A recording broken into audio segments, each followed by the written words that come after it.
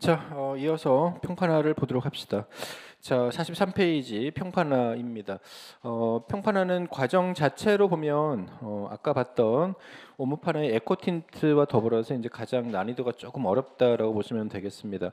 평판화 역시 지금 오늘은 기본 이론편에서만 꼭 알아둘 정도까지만 보시면 되겠어요.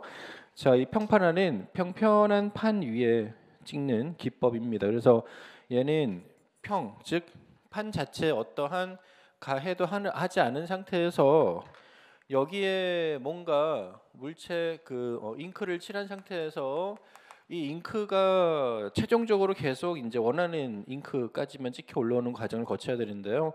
요때 이 판 자체에 어떠한 역할을 하는 물질을 발랐을 때 이 잉크 부분, 얘는 보통 유성의 잉크를 얘기를 합니다. 그렇다면 평판하는 이 원리가 이 판에 수성 성분을 강화시켜주는 역할을 하면 유성과 수성이 서로 상대적 반대 원리이기 때문에요.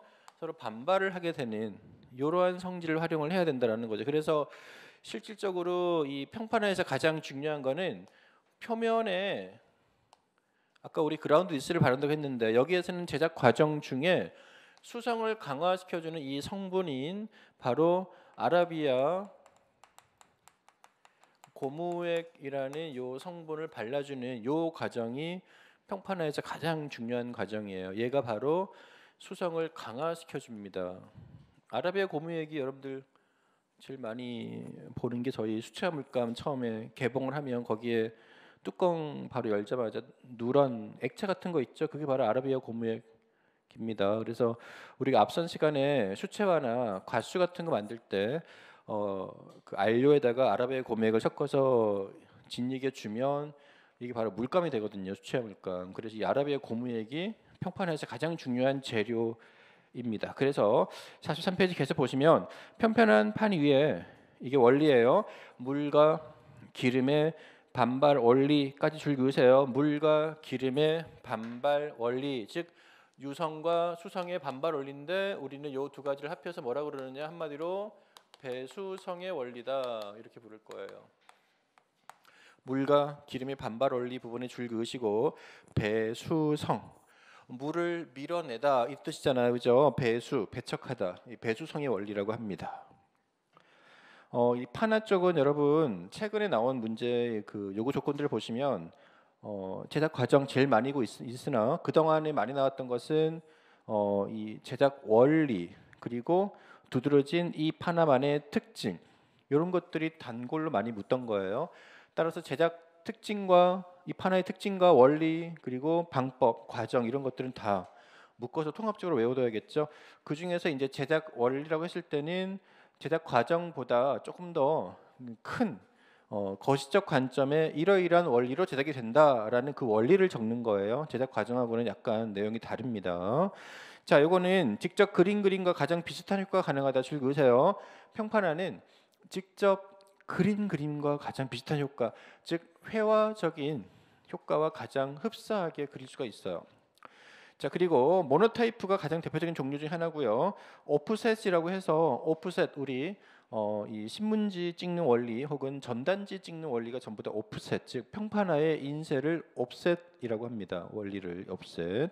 자, 생활에서는 전단지 많이 쓰이죠. 신문 인쇄. 제작 원리, 즉 배수성의 원리다. 물과 기름이 섞이지 않는 원리를 이용하는 거다 해서, 자, 요거는 이제 밑에 제작 원리는 제가 요 과정을 설명을 하면 금방 이해가 될 겁니다. 자, 재료 연구에 석판용 프레스기 보이는데요. 아까 우리 앞에서 봤던 동판용 프레스기는 조이는 나사가 위쪽에 두 군데 있었죠. 근데 요거는 잘 보시면 그 프레스기 자체는 항상 모든 프레스기는 일반적으로 이렇게 생긴 건 똑같죠. 여기에 이제 돌리는 나사, 그죠? 돌리는 바퀴 같은 게 있을 거고요. 여기가 위에서 조여주는 판 역할을 하는데요. 얘는 가운데가 이렇게 조여준 나사가 하나 있고 여기서 얘를 딱 셔터를 닫아주는 역할을 하는 긴 짝대기가 있습니다. 해서 얘는 밑에 판하고 종이를 넣고 얘를 딱 내려서 얘를 닫아준 상태에서 가운데를 살짝만 조이면 돼요. 강한 압력이 필요 없습니다. 그렇게 하고 이제 인쇄를 하게 되는데, 아까 앞에서 봤던 동파나는 여기 조이는 게 양쪽에 나사가 2개가 있었어요.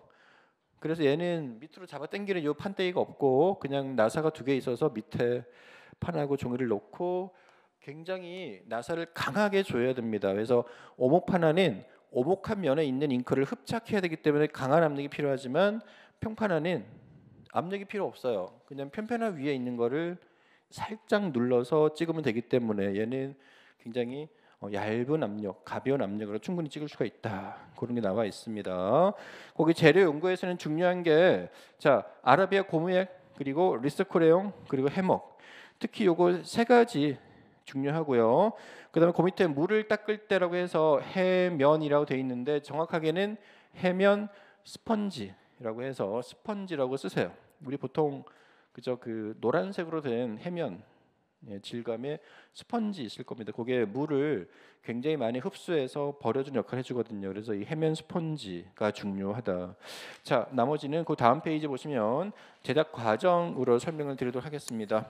자, 우리는 지금 현재 기본 이론 편입니다. 기본 이론에 해당되는 내용만 정확하게 이해를 하세요. 자, 제작 과정, 얘는 가장 1차적으로는, 자, 일단 얘는 편편한 판이기 때문에 측면도보다는 위에서 본 모습이 더 중요합니다. 제일 처음에 할 일은 뭔가 이미지를 그리는 건데요. 이 이미지를 그릴 때 유성 재료로 그리기입니다. 요 유성 재료로 그리기에 유성 재료에 2가지가 있습니다. 해먹 그리고 크레용. 인데 보통 우리가 크레용이라고 하지 않고 전문 용어로 리소 크레용이라고 해요. 당연히 판은 석판이겠죠. 뭐 이게 전통적으로 석판이라는 단어를 쓰지만 알루미늄 혹은 그 낭창한 소위 얘기하는 회색 그 석판이 코팅되어 있는 알루미늄 판을 제일 많이 쓰고 있습니다. 요 유성 재료로 그림을 그리는데 해먹이나 리소크레용을 일단 먼저 이용해서 그림을 그리고요. 요 상태에서 요 전체에, 요 다음 과정에서 요 전체에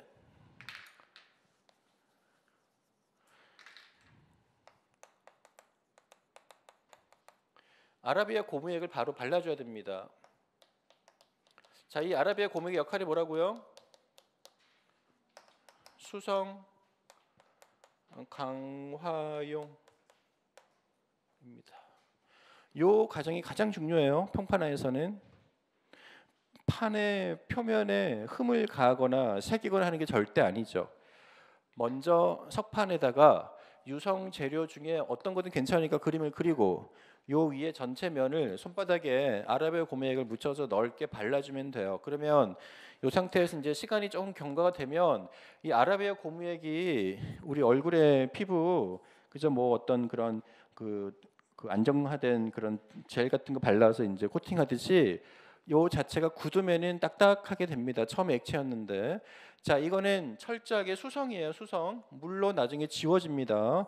자, 이게 일정 시기가 지나고 나면 이제 이 부분을 물로 씻어내면은 아라비아 고무액은 실제로 씻겨지지만 우리 눈에는 보이지 않지만 이 판 부분들의 수성이 이미 스며들어서 강화가 되어 있다라는 걸 우리가 전제로 깔아줘야 돼요. 이제 실제 그렇게 됩니다. 자, 이 상태에서 이제 이 뒷과정은, 자, 이 과정까지가 뭘까요? 아까 얘기한 과정에서 크게 재판, 잉킹, 인쇄라고 보면은 이 과정까지가 간단하게 보시면 재판 과정입니다. 판을 만드는 과정인데, 자, 여기에서 이제 여러분들이 그 단계 중에 44페이지 그림 보시면 거기 1번 판에 유성 재료로 밑그림을 그린다. 유성 재료는 뭐라고요? 해먹 혹은 리소크레용. 자, 2번째 단계가 있죠. 요거는 제가 지금 생략했는데 심화 이론 때 자세히 얘기하겠지만 바로 활석 가루라고 해서 스톤 파우더. 우리 어린아이들 그저 처음에 이제 그저 어린아이들 왜 겨드랑이 이런데 땀띠 같은 거 생기지 말라고 발라주는 파우더 가루 있죠. 그런 파우더 가루 같은 겁니다. 이거를 전체에 발라주는데, 요거를 발라주는 이유는 바로 3번에서 아라비아 고무액을 10개 펴 바르고 있죠. 지금 손바닥으로. 자, 여기 지금 밑에 하얀 가루들이 많이 보이죠? 그게 바로 좀 전에 바른 활sắc 가루입니다. 왜 얘를 발라주느냐? 1번에서 유성 재료로